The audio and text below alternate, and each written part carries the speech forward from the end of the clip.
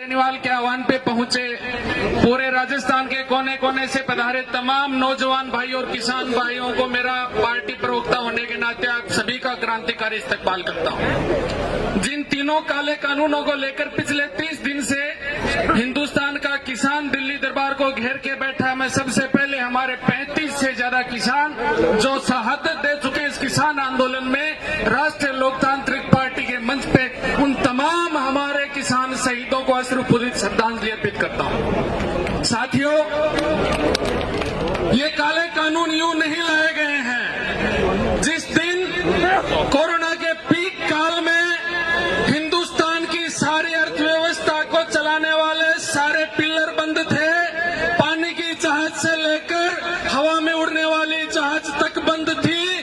सुई बनाने को लेकर बड़े बड़ी चीजें बनाने वाले सारे उद्योग धंधे बंद थे, तो सिर्फ हिंदुस्तान में एक चीज चल रही थी, वो किसान का उगाया हुआ गेहूं, किसान का द्वारा पैदा किया हुआ चावल, हमारे पशुओं का दूध, हमारे द्वारा पैदा की हुई फसलें, हमारे द्वारा पैदा की हुई सब्जियां, प्याज और आलू चल रहे थे। बड़े बड़े लोगों ने जिन्होंने देश की सारी पूरी आबादी पे कब्जा जमाने का कुत्सित प्रयास कर रखा है, उन सारे लोगों ने बैठ के तय किया कि हिंदुस्तान में अब हमें काबिज होना है, एक छत्र राज करना तो कृषि व्यवस्था पे कब्जा करना पड़ेगा। उसी का ये सिला था अडानी और अंबानी ने मोदी और शाह जी को जो थमाया,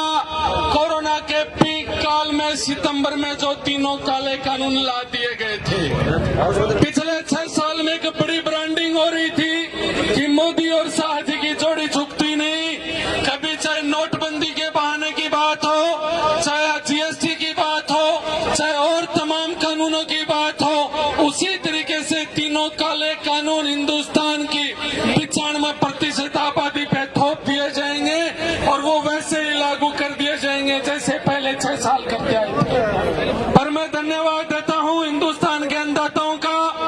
जो आज दिल्ली को 3 तरफ से घेर के बैठा है और इस बात पे अडिग है कि हमें संशोधन नहीं, बिल वापिस लेने की घोषणा करनी पड़ेगी। आज 50% से ज्यादा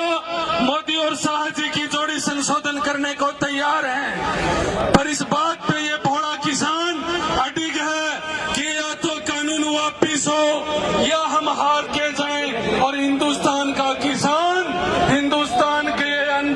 अन्नदाता कभी हार के जाने वाला नहीं है। बड़ी लंबी बात नहीं कहूंगा क्योंकि हनुमान जी को सुनना है आपको। मैं तो एक ही बात कहना चाहता हूं हनुमान जी से कि 35 से ज्यादा शहादत दे चुके हमारे किसान,